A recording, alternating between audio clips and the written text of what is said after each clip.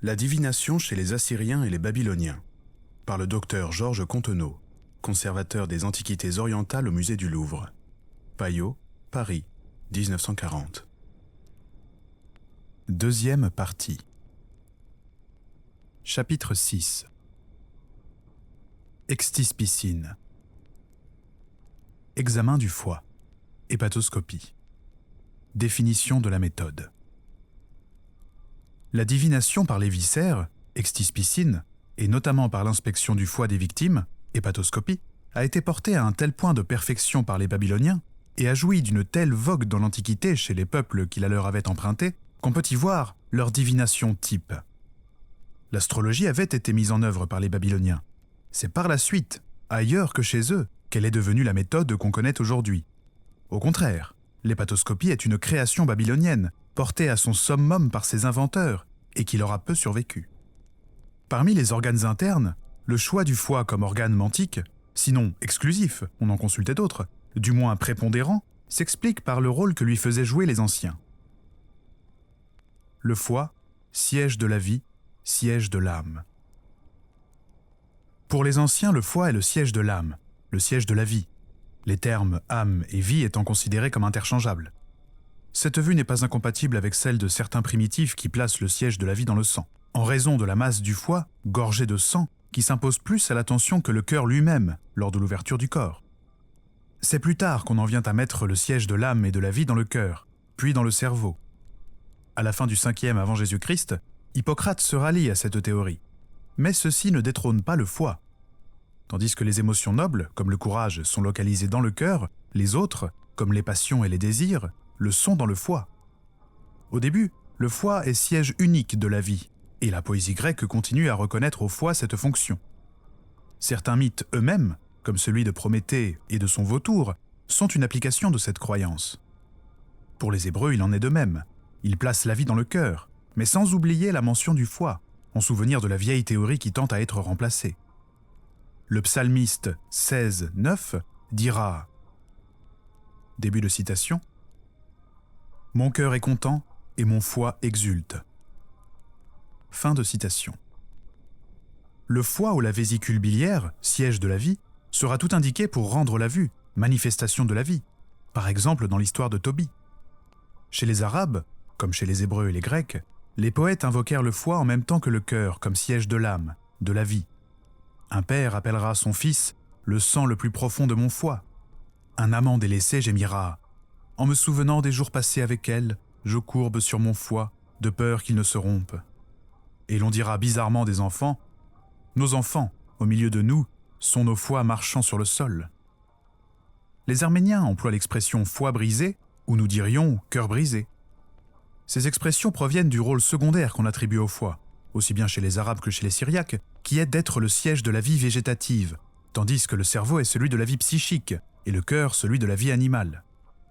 Cette localisation du principe de vie dont nous retrouvons la trace semble avoir été la croyance de tous les primitifs, si l'on en juge par le fait qu'à Bornéo, dans l'Ouganda, dans le Burma, pour connaître l'avenir, l'issue d'un événement, on tue un porc, une volaille ou une chèvre et on inspecte son foie.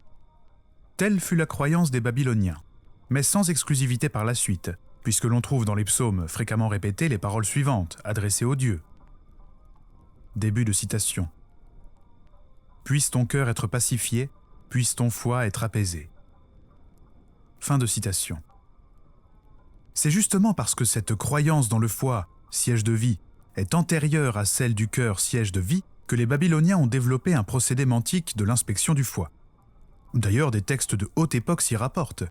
Gudea, prince de la ville de Lagash, voulant construire son temple, délie son foie, c'est-à-dire s'efforce à la sérénité, selon Thureau d'Angin, ou, selon M. Jastrow, pratique déjà un examen hépatoscopique.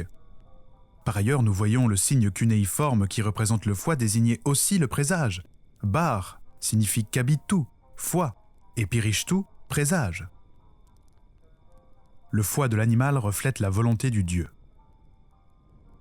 Mais sur quoi se fonder pour espérer voir la volonté des dieux dans l'examen du foie, même considéré comme organe principal, celui où se réfugie le principe de vie? Sur la croyance que le dieu, en acceptant l'animal qui lui est offert, s'assimile à lui, comme l'homme ne fait qu'un avec la nourriture qu'il absorbe.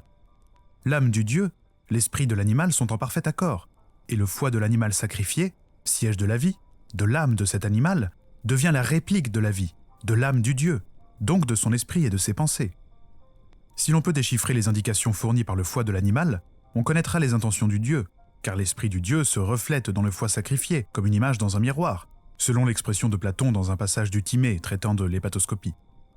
Cette méthode divinatoire se ramène donc à une lecture de pensée, dont le vocabulaire aura été fixé une fois pour toutes.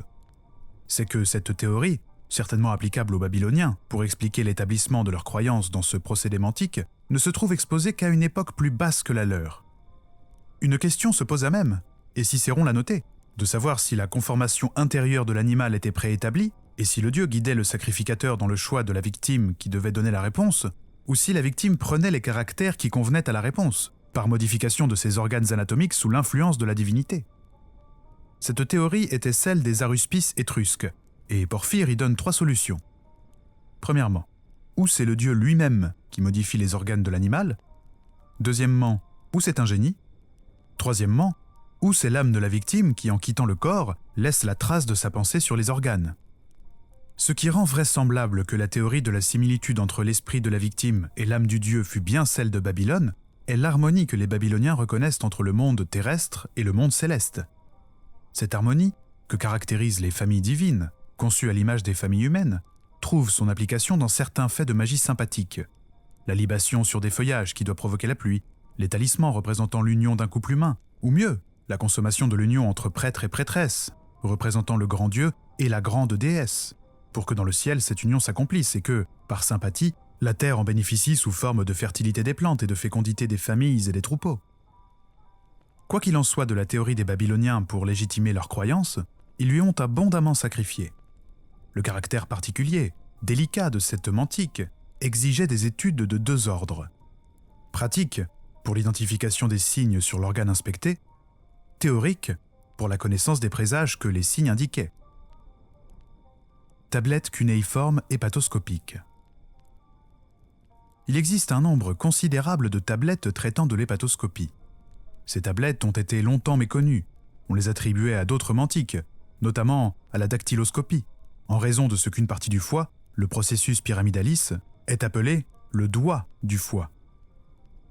Les études d'A. Boissier ont fait reconnaître leur véritable nature, et les publications de ces textes se sont multipliées. Actuellement, on peut en compter environ 700, ce qui est loin d'épuiser le nombre des tablettes de cette catégorie. Beaucoup restent encore parmi les textes inédits. La plupart proviennent de la bibliothèque d'Assurbanipal et datent par conséquent du 7e siècle avant Jésus-Christ. Mais beaucoup sont la copie d'originaux plus anciens. Un plus petit nombre ont été trouvés à Assur, Uruk. Parmi les textes qui ne sont pas de la bibliothèque, peu sont beaucoup plus anciens. Quelques-uns de l'époque cassite et quelques-uns du temps de la première dynastie de Babylone, vers 2000 avant Jésus-Christ. Le nombre de ces derniers s'est d'ailleurs grandement accru par la trouvaille des foies en argile de Mari, dont nous aurons l'occasion de parler ci-dessous. Quelques-uns, au contraire, sont du temps des Séleucides. La plus grande partie de ces textes, environ 550, appartient au British Museum. Le reste se trouve réparti principalement dans les collections du Louvre et du musée de Berlin. La collection du British Museum est transcrite dans les Cuneiform Texts 20, 28, 30, 31. Celle du Louvre dans les tablettes cunéiformes du Louvre, tome 6, à l'exception des foies de Marie qui font l'objet d'une publication particulière. Ceux de Berlin dans la série Keilschrifttexte aus Assur religiösen Inhalts, tome 4 et 9. Sous les rubriques Présages, Prières, Présages contenant une date du catalogue de la bibliothèque d'Assurbanipal, établi par Berthold, on pourrait en retrouver un certain nombre. Les présages fournis par le foie ont été réunis, comme ceux d'autres sources, dans des recueils où l'on envisage successivement les anomalies des diverses parties du foie. Un des plus importants est celui qui commence ainsi. Si le Gartab, partie du foie mal déterminée. Par définition, tous ces présages sont le résultat de l'expérience, et dans certains cas même, comme nous l'avons dit précédemment, des présages dont ont été favorisés des rois ou des grands personnages. Pour la composition même du recueil, le scribe emploie une formule qui se modèle sur celle dont se servent les autres mantiques. Si telle partie du foie présente telle configuration, telle chose arrivera. Il est à peine besoin de dire que l'association d'idées joue là, comme pour les autres présages, un grand rôle. Une vésicule biliaire hypertrophiée annoncera au roi un surcroît de fortune. Flétrie, desséchée, elle sera signe d'un règne misérable, etc. Tablette illustrée. Ces textes sont de compréhension difficile. Ils l'étaient aussi jadis, par suite des descriptions d'anomalies qu'on saisissait malaisément. De temps en temps, les scribes ont senti la nécessité d'illustrer leurs textes de figures, ou au moins de croquis schématiques. C'est ainsi qu'une ligne horizontale agrémentée de lignes disposées en arêtes de poisson rappellera le canal hépatique et les affluents qu'il reçoit. La description a trait à ces canaux secondaires considérés comme venus de droite ou de gauche. D'ailleurs, le scribe note des divisions en forme d'encoche du canal hépatique, selon qu'elles se trouvent au tiers, au milieu, etc. du canal, au nombre d'une au-dessus, une au-dessous, deux au-dessus, deux au-dessous, etc. Le processus pyramidal, sur une autre tablette, sera représenté dans les différentes positions où on peut le rencontrer. L'image rend bien son nom, le doigt, que lui donnaient les Babyloniens. Une autre tablette de la bibliothèque d'Assurbanipal note certaines altérations de la surface du foie, que l'on nommait des armes, car les altérations typiques avaient paru ressembler à des attributs, des armes des divinités. Ici, il s'agit de simples traits courbés, formant plus ou moins de boucles. Modèle de foies en argile à l'usage des devins. Ces tablettes à graffiti nous conduisent à une série de documents du plus haut intérêt. Les modèles de foies en argile destinés à l'apprentissage des devins. Ce sont des reproductions plus ou moins exactes du foie d'un mouton, animal que l'on sacrifiait lorsqu'on voulait pratiquer l'hépatoscopie. Sur ces foies, le scribe a inscrit le présage à l'endroit où la malformation réelle serait constatée. Celle-ci reste sous-entendue, ou est rappelée par quelques traits essentiels. Ou bien les foies sont façonnées de façon à reproduire les malformations, et le scribe décrit le présage qui se réalisera lorsque le foie aura cette configuration particulière. Les premiers modèles de foie connus sont conservés au British Museum. Ils sont au nombre de 2, d'inégale importance. Le plus complet, bien souvent étudié et publié, reproduit sur une de ses faces les divisions les plus apparentes de cet organe. En partant du haut, le processus papillaris et le processus pyramidalis, véritable petite pyramide, le sillon de la veine porte, qui divise la face en partie supérieure et partie inférieure, le canal et la vésicule biliaire. L'inégalité des lobes est indiquée, mais non respectée, car le lobe gauche est très allongé chez le mouton. Cette face est divisée en cases par des lignes longitudinales et horizontales. Dans chacune, en caractère très fin, se lit le présage qui correspond à une anomalie du lieu. Au revers, les présages sont inscrits de façon plus générale. De nombreux petits trous parsèment la surface de ce foie. Sur la première face où ils sont disposés, au centre de chaque case, ils indiquent peut-être le centre de la déformation à étudier. Au revers, ils sont inégalement répartis, et on en retrouve de semblables sur toutes les tablettes d'assez grande dimension. On a pensé que ces pertuis correspondaient aux piqûres provenant de petites tiges, qui auraient été fixées dans l'argile fraîche pour servir d'isolant à la tablette quand on la cuisait au four. Il est également possible qu'il s'agisse d'évents destinés à l'échappement de la vapeur provenant de l'humidité de l'argile lors de la cuisson, pour éviter l'éclatement de la pièce. Mais ces explications ne sont pas très assurées. Ce foie peut dater, d'après son écriture, de la première dynastie de Babylone, dont on place d'ordinaire le point moyen vers 2000 avant notre ère. Publié avec les tablettes du British Museum, c'est, nous avons dit, à M. A. Boissier qu'en sont dues les premières études.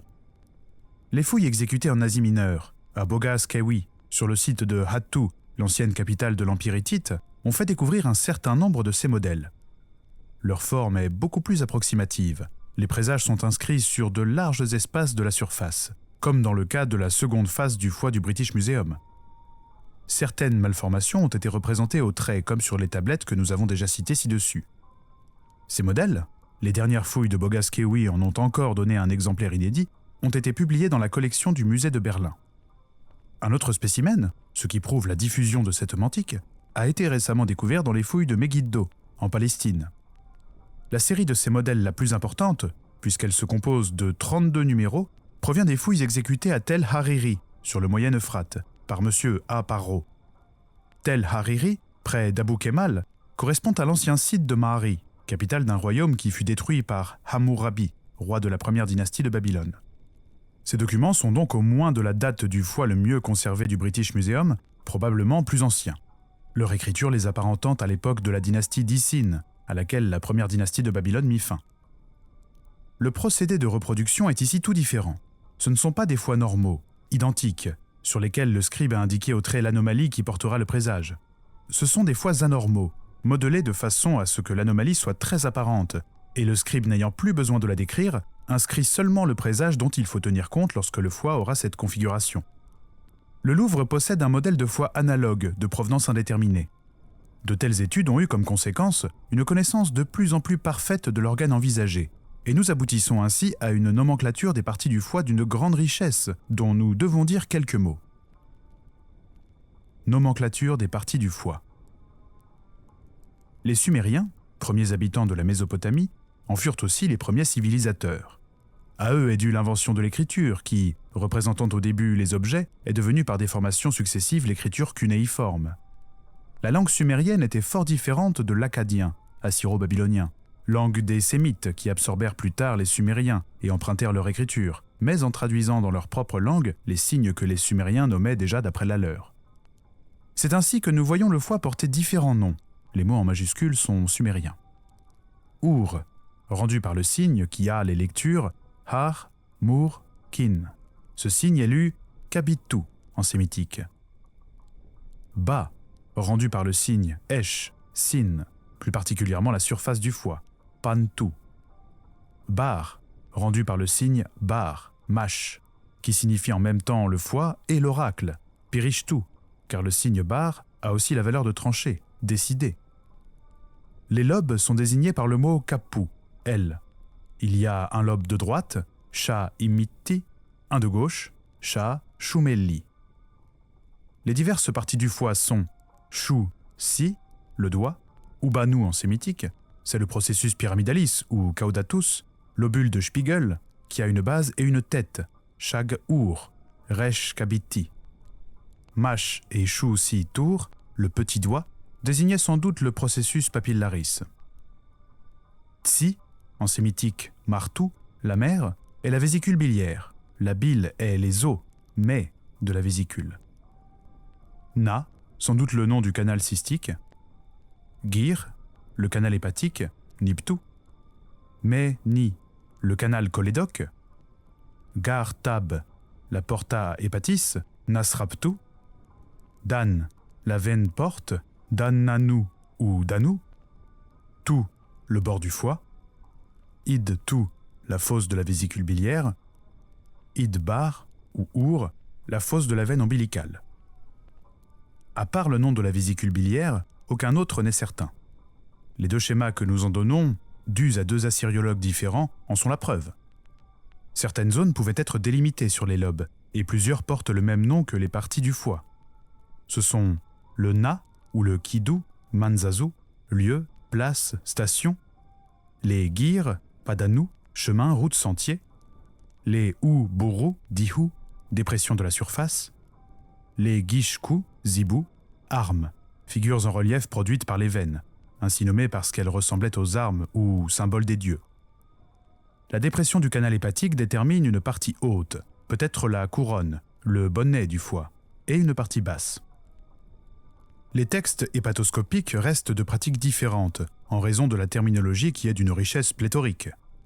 Nous venons de citer quelques noms des parties du foie sur plusieurs desquelles l'accord est loin d'être fait. Mais il en est bien d'autres qui parsèment les textes et se combinent au nom des anomalies, de sorte que dans un présage, les deux propositions qui le constituent, c'est-à-dire le lieu où il se produit et le phénomène constaté, se réduisent à deux termes que l'on sait mal traduire.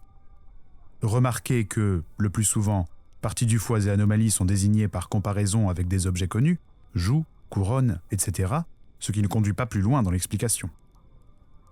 Mais ce qui montre l'antiquité de l'hépatoscopie chez les Babyloniens et Assyriens est la présence des termes qui signifient en même temps foie et oracle. Nous avons cité le signe bar, qui est le foie et aussi le présage. La moutou est une partie du foie, lobe seul ou associé à la vésicule biliaire. C'est aussi le mot par lequel on désigne le présage. C'est ainsi qu'on aura... Début de citation. Si telle chose se produit, foie, c'est-à-dire présage, qu'eut tel roi dans telle circonstance. Fin de citation. Anomalie des foies en argile. Quelles altérations constatons-nous sur les modèles de foie à l'usage des devins ? Les foies du British Museum indiquent les présages sans qu'on ait essayé de réaliser sur l'argile les malformations correspondantes. Sur un foie hittite de Borgas Kewi, nous trouvons seulement une indication. Le texte s'exprime ainsi. Début de citation. Si le lieu, comme la bouche d'une scie est fendue et que ses pointes sont liées. Fin de citation. Ce qui signifie que si le lieu a des échancrures, comme la lame d'une scie, et que les pointes, les dents de la scie, soient liées les unes aux autres, etc. Or, le scribe, dans un endroit qui doit être le lieu du foie, a dessiné, à côté de la sentence, une série de dentelures simulant la lame d'une scie, dont les pointes sont réunies les unes aux autres. Les foies de Mahari donneraient beaucoup plus de renseignements car leur modélage est fait avec grand soin, si les scribes avaient décrit concurremment le signe, du lieu d'adopter la rédaction. Quand telle chose arrivera, le foie se présentera ainsi. Nous pouvons décrire l'anomalie, mais nous ignorons le plus souvent comment le babylonien la nommait. Si nous examinons les foies de Mahari, voici ce que nous remarquons. Les anomalies des foies de Mahari sont en général, sinon fidèles, car elles présentent des cas typiques qui ne se reproduiront jamais exactement, du moins clairement façonnées. Sur aucun des modèles n'est figuré le processus papillaire, ni nettement le processus pyramidal. Mais la façon dont, très souvent, l'extrémité droite de la partie supérieure du foie est hypertrophiée et en saillie donne à penser que le processus pyramidal est en jeu et que son exagération ou sa position fait partie du signe à constater. Si l'on examine les foies dans leur ensemble, on voit que les altérations intéressent surtout certains points déterminés. Les altérations de la vésicule sont fréquentes. Sur son canal, on note des excroissances. Sur la vésicule même, elle est coudée, en boucle. Une boucle s'en détache. Elle fait défaut. Elle parcourt tout le foie du haut en bas. Elle est double, et peut-être dédoublée à mi-chemin, renflée au niveau de son trajet, entourant le processus pyramidal, des altérations de forme, foie circulaire. Pour le reste, nous constatons prolifération en trèfle, fissure des lobes, soit en sillon, soit en coupure, soit en ponctuation pouvant aller jusqu'à la perforation. Armes, altération du processus pyramidal. De telles représentations, probablement exagérées, donnent cependant une idée de ce qu'observaient les aruspices dans leur consultation. Les moindres altérations par rapport à un type dit normal, mais idéal, donnaient lieu à observation. Les variantes morphologiques du moins légères étant la règle d'un individu à l'autre, n'importe quel examen donnait lieu à des présages, soit sur un point, soit sur un autre. Technique de l'hépatoscopie. Il va sans dire, puisqu'il s'agit d'un fait religieux, qu'un rituel très strict présidait à la consultation du foie des victimes, et les différents temps du sacrifice et de l'inspection nous ont été conservés dans certains textes. Chez les Assyriens et les Babyloniens, la victime était un mouton, jamais un autre animal. Nous ne pouvons donc être assurés qu'il s'agit de futurs extispicines dans tous les bas-reliefs qui nous montrent le fidèle ou le prêtre portant un chevreau destiné au sacrifice, bien que la chose soit possible en raison des ressemblances de taille et de conformation entre le mouton et le chevreau. Lorsque l'animal était immolé et largement ouvert, le barou inspectait l'intérieur de façon générale et libérait le foie de ses attaches. Il le plaçait sur la paume de sa main gauche ou sur l'autel, de façon à voir la vésicule biliaire, les processus, etc., mais la base de la vésicule biliaire tournée vers l'extérieur. Lors donc qu'il est question dans les présages de droite et de gauche du foie, il n'est pas question d'organe dans sa position anatomique, mais placé, comme nous venons de dire, dans sa position rituelle. Du choix de la victime par la divination. Les Babyloniens, pour qui tout était matière à augure, ont eu l'idée, comme ils l'ont fait si souvent pour les maladies dont on pronostiquera l'issue par des présages, mais qui serviront en même temps elles-mêmes à présager d'autres circonstances, de chercher à connaître par avance la qualité des victimes qu'ils immoleraient. Dans quel but ? Nous l'ignorons. Il ne pouvait être question de fausser la consultation en choisissant la victime.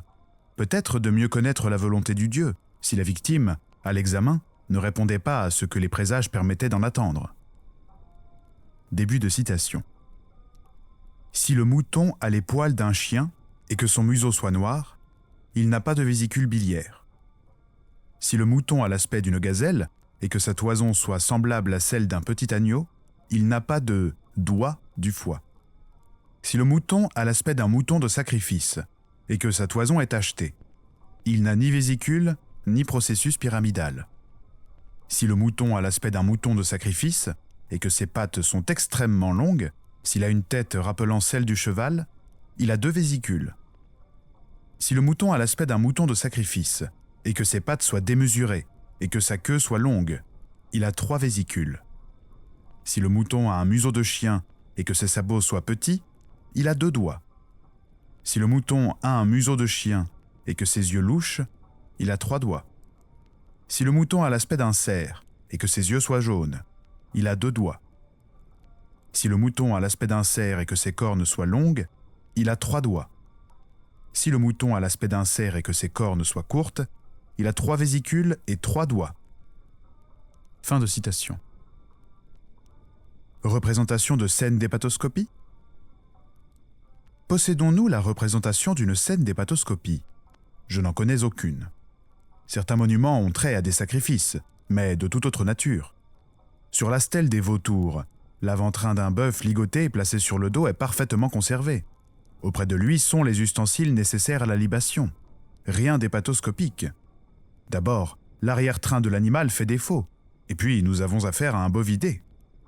Sur la stèle du roi Ur-Nammu de la 3e dynastie d'Ur, nous voyons le sacrifice représenté, et M. Meissner le signale comme pouvant être un cas d'examen hépatoscopique. On voit en effet, malgré l'état de dégradation de cette partie du bas-relief, un animal étendu sur le dos. Du côté de la tête, un sacrificateur maintient la bête en lui tenant les pattes de devant. Ces pattes se terminent nettement par des sabots. Un autre prêtre penché sur l'animal lui ouvre la poitrine, ou en extrait les organes. La scène pourrait donc être un cas d'extispicine. Mais la taille de l'animal sacrifié par rapport aux 2 sacrificateurs interdit d'y voir un mouton. C'est un bœuf, ou au moins un veau. Il s'agit donc d'un sacrifice sans consultation. Sur un cylindre du Louvre, qui date de la fin de la dynastie d'Akkad, se voit la représentation d'un sacrifice. L'animal, sur le dos, est maintenu par les pattes de derrière par un aide du sacrificateur. Celui-ci tient une patte de devant de l'animal et s'apprête à lui enfoncer dans la gorge un poignard qu'il tient de la main gauche. Les pattes, la tête de l'animal donnent l'impression qu'il s'agit d'un veau. En tout cas, la taille de l'animal semble exclure le mouton. Là encore, nous n'avons qu'une représentation de sacrifice ordinaire. Rituel pour la consultation. La question. La consultation du foie d'une victime ne se faisait pas des plano. Tout un ensemble de prières et de purifications devait l'accompagner. La chose allait facilement de soi puisque l'hépatoscopie était une divination aristocratique, un procédé réservé aux affaires de l'État, au roi et à sa famille, aux titulaires des grandes charges.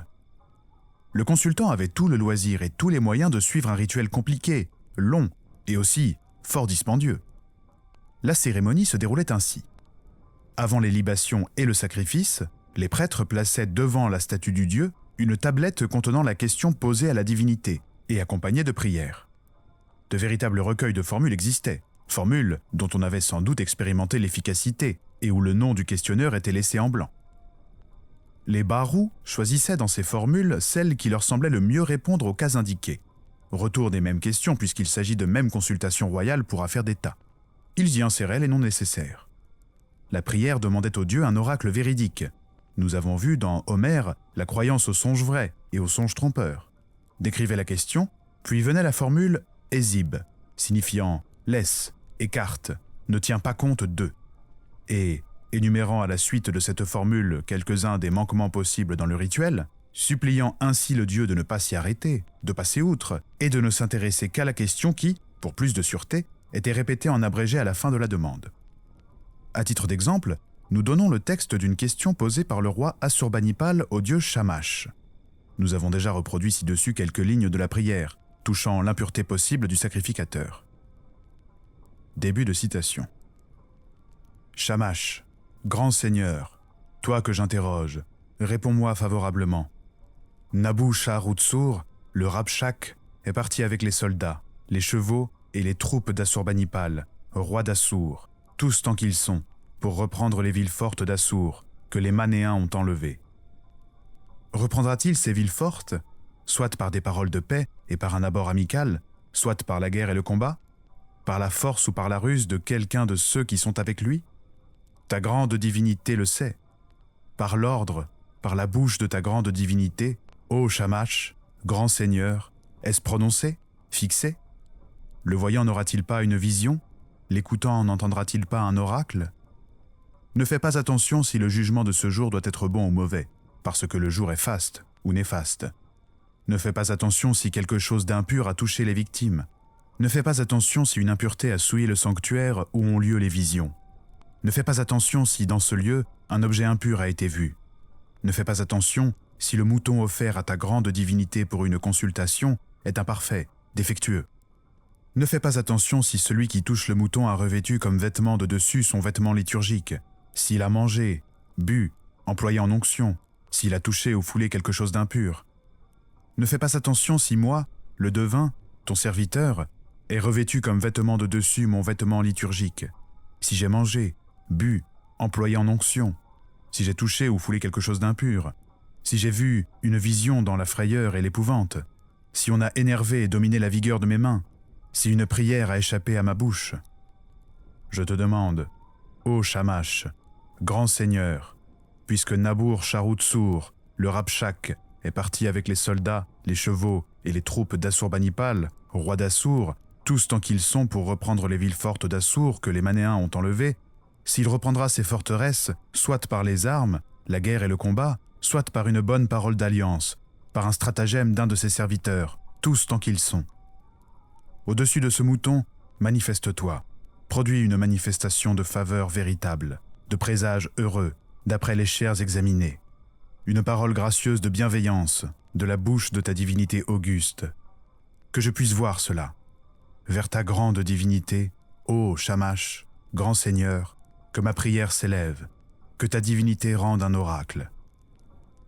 Fin de citation. La réponse.